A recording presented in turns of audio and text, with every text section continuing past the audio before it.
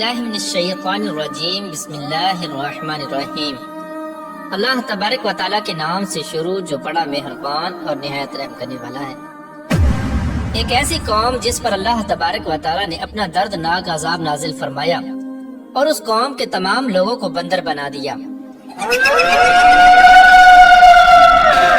اس قوم کے لوگ کون سا ایسا گناہ کرتے تھے جس کی وجہ سے اللہ تبارک و تعالیٰ نے ان پر دردناک عذاب نازل فرمایا، اور یہ لوگ بندر بننے کے بعد کتنی دیر زندہ رہے اور پھر ان کو کس قدر دردناک موت آئی۔ جب یہ لوگ بندر بن گئے تو یہ لوگ اپنے عزیز و اقارب کو دیکھ کر ان سے کیا کہتے تھے، اور کیا آج کے دور میں پائے جانے والے بندر اسی قوم کی نسل میں سے ہیں؟ ان تمام تر سوالات کے جوابات قرآن و حدیث کی روشنی میں آج کی اس ویڈیو میں ہم آپ کو بتائیں گے، لہذا آپ سے گزارش ہے کہ ہماری اس ویڈیو کو اینڈ تک ضرور دیکھیے گا۔ انسانوں کے بندر بننے کی ابتدا حضرت داؤد علیہ السلام کے دور سے ہوئی۔ اس واقعے کا پس منظر کچھ یوں ہے۔ حضرت داؤد علیہ السلام اور ان کی قوم سمندر کے کنارے ایلا نامی گاؤں میں رہتے تھے اور ان کی تعداد 70,000 کے قریب تھی۔ یہ قوم بڑی ہی خوشحال تھی اور اللہ تبارک و تعالیٰ کی فرما بردار قوم تھی۔ اس قوم کو اللہ تبارک و تعالیٰ نے بے شمار نعمتوں سے نوازا تھا۔ ہر طرف سرسبز و شاداب باغات اور ہر طرف ہریالی ہی ہریالی تھی، اور اللہ تبارک و تعالیٰ کی بے پناہ کرم نوازے تھی۔ یہ لوگ اپنی اس زندگی میں بہت ہی خوش تھے۔ حضرت داؤد علیہ السلام کی قوم چونکہ سمندر کے کنارے رہتی تھی تو اللہ تبارک و تعالیٰ کا ان پر یہ خاص کرم تھا کہ سمندر کے اس کنارے پر بے پناہ مچھلیاں آتی تھیں جن کا یہ لوگ کاروبار کرتے تھے اور بہت ہی خوشحالی والی زندگی گزارتے تھے۔ جب یہ قوم اللہ تبارک و تعالیٰ کی نعمتوں کی وجہ سے خوشحال ہو گئی تو اللہ تبارک و تعالیٰ کی نافرمانی پر اتر آئی اور طرح طرح کے گناہوں کے اندر مبتلا ہو گئی۔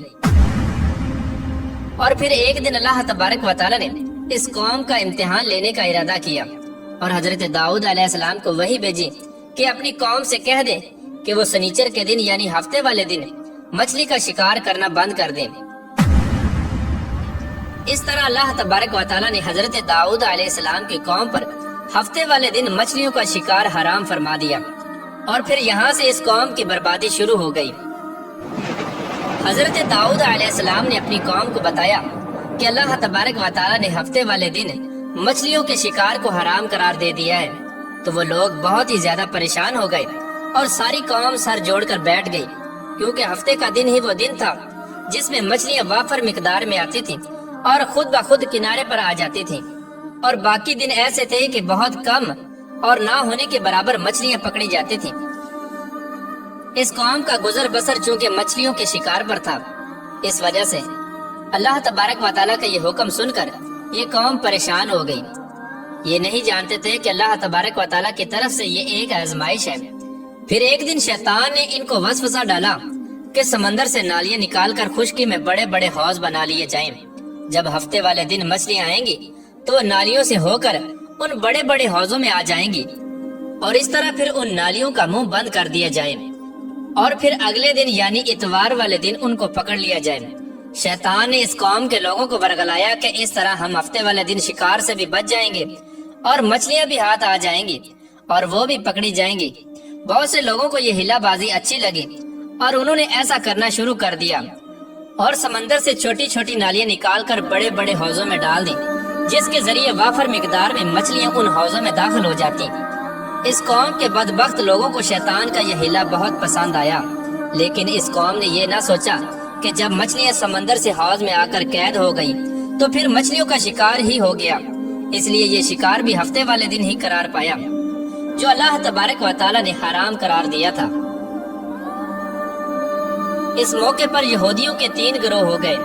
کچھ لوگ ایسے تھے جو شکار کے اس شیطانی ہلے سے منع کرتے تھے اور ناراض و بیزار ہو کر شکار سے باز رہے، اور کچھ لوگ اس کام کو دل سے برا جان کر خاموش رہے، لیکن انہوں نے شکار نہ کیا اور دوسروں کو منع بھی نہ کرتے تھے، بلکہ یہ لوگ منع کرنے والوں سے یہ کہتے تھے کہ تم لوگ ایسی قوم کو نصیحت کرتے ہو جنہیں اللہ تبارک و تعالیٰ ان قریب ہلاک کرنے والا ہے اور ان پر اپنا دردناک عذاب نازل فرمانے والا ہے۔ اور اس قوم کے کچھ لوگ ایسے تھے جو سرکش اور نافرمان لوگ تھے، جنہوں نے اللہ تبارک و تعالیٰ کے حکم کی اعلانیہ مخالفت کی اور شیطان کی ہیلے بازی کو مان کر ہفتے والے دن شکار کرنے لگے۔ یہ لوگ اللہ تبارک و تعالیٰ کے حکم کی کھلا مکھلا مخالفت کرتے اور ہفتے والے دن مچھلیوں کا شکار کر کے ان کو کھایا کرتے اور بیچا کرتے۔ پیارے دوستو، حضرت داؤد علیہ السلام کی قوم کے 1200 ایسے نافرمان افراد تھے جو منع کرنے کے باوجود بھی ہفتے کو ان نالیوں کے ذریعے شکار کرتے رہے۔ حضرت داؤد علیہ السلام نے ان 1200 نافرمانوں کو اللہ تبارک و تعالیٰ کے عذاب سے ڈرایا کہ وہ اللہ تبارک و تعالیٰ کی اس نافرمانی سے باز آ جائیں، لیکن وہ لوگ باز نہ آئے اور کھلے عام شکار کرنے لگے۔ چنانچہ وہ لوگ جو اس بات کو برا جانتے تھے، ان لوگوں نے اپنے اور ان نافرمانوں کے درمیان ایک دیوار کھڑی کر دی، جس کی ایک طرف وہ 1200 نافرمان رہتے تھے اور دوسری طرف وہ لوگ تھے جو شکار سے باز رہے۔ حضرت داؤد علیہ السلام نے اپنی اس قوم کے نافرمانوں کو بارہا سمجھایا، لیکن یہ لوگ اپنی نافرمانی سے باز نہ آئے اور اسی طرح اللہ تبارک و تعالیٰ کی نافرمانی کرتے رہے اور شکار کرتے رہے۔ پھر ایک دن حضرت داؤد علیہ السلام نے غضبناک ہو کر شکار کرنے والوں پر لعنت فرما دی۔ اس کا اثر یہ ہوا کہ ایک دن خطا کاروں میں سے کوئی بھی اپنے گھر سے باہر نہ نکلا۔ یہ منظر دیکھ کر کچھ لوگ ان کی دیواروں پر چڑھ گئے تاکہ معلوم ہو سکے کہ وہ لوگ کس حال میں ہیں۔ جب ان لوگوں نے ان نافرمانوں کو دیکھا تو وہ سب کے سب بندر کی صورت میں مسخ ہو چکے تھے۔ اللہ تبارک و تعالیٰ نے ان کی نافرمانی کی وجہ سے ان پر اپنا دردناک عذاب نازل فرمایا اور ان کو انسانوں سے بندر بنا دیا۔ جب لوگ ان مجرموں کا دروازہ کھول کر ان کے گھر میں داخل ہوئے تو وہ بندر اپنے رشتہ داروں کو پہچانتے تھے اور ان کے پاس آ کر ان کے کپڑوں کو سونگتے تھے اور زاروں کی طرح روتے تھے، لیکن وہ کچھ بول نہ سکتے تھے۔ اللہ تبارک و تعالیٰ کے ان نافرمان بندر بن جانے والے لوگوں کی تعداد 12,000 تھی۔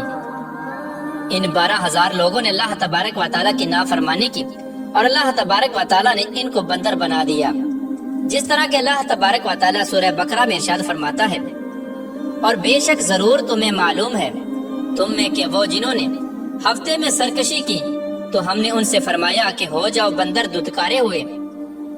اس طرح حضرت داؤد علیہ السلام کی قوم کے 12,000 نافرمان بندر بن گئے۔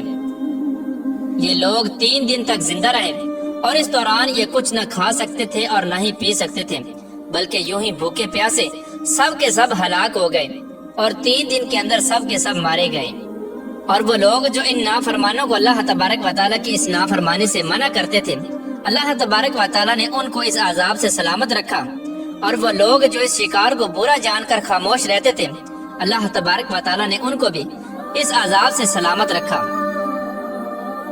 پیارے دوستو، اب بات کرتے ہیں کہ آج کے دور کے بندروں میں سے کیا کوئی بندر ان کی نسل میں سے بھی موجود ہے، یا آج کے دور میں پائے جانے والے بندر انہی بندروں کی نسل میں سے ہیں؟ اس کے متعلق روایات میں آتا ہے کہ حضرت عبداللہ بن مسعود رضی اللہ تعالیٰ عنہ سے روایت ہے کہ حضور پاک صلی اللہ تعالیٰ علیہ وآلہ وسلم سے کسی نے سوال کیا کہ آج کے بندر کیا حضرت داؤد علیہ السلام کی قوم سے ہیں؟ تو حضور نبی کریم رؤوف الرحیم صلی اللہ تعالیٰ علیہ وآلہ وسلم نے ارشاد فرمایا کہ اللہ تبارک و تعالیٰ جس قوم پر عذاب بھیجتا ہے یا ان کی شکلوں کو مسخ کرتا ہے تو یہ عذاب انہی پر ہوتا ہے جن پر وہ عذاب نازل ہوا تھا، اور اس کے بعد اللہ تبارک و تعالیٰ ان لوگوں کو ہلاک کر دیتا ہے اور ان کی آگے نسل نہیں بڑھتی۔ اس لیے یہ بات غلط ہے کہ کچھ لوگ یہ سوچتے ہیں کہ آج کے بندروں میں بھی حضرت داؤد علیہ السلام کی قوم کے بندر بننے والوں کی نسل موجود ہے۔ ایسا کچھ بھی نہیں ہے۔ وہ لوگ صرف اور صرف 3 دن زندہ رہے اور اس کے بعد سب کے سب ہلاک ہو گئے، اور اللہ تبارک و تعالیٰ نے اس قوم کے نافرمانوں کو صفحہ ہستی سے مٹا دیا۔